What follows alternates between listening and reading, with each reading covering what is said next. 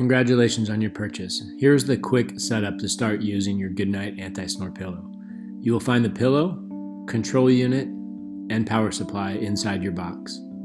Plug the power supply into the control unit, then into your power outlet on the wall. Switch the control unit to on. The green light will indicate power. You can then place the control unit on the floor under the bed or a nightstand out of the way. Put your favorite pillowcase on just as you would on any regular pillow and get ready for bed.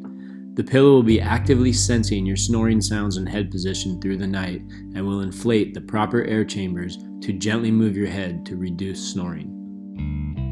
To test your pillow in demo mode, make sure the power is off, and if you are using the NiteLink 2 smartphone app, please close the app.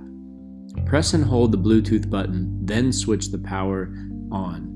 The blue light will blink, indicating the demo mode is active.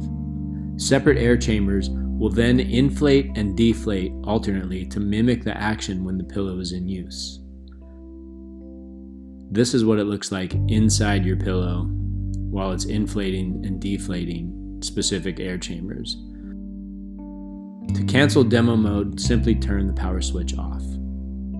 Thank you, and have a good night.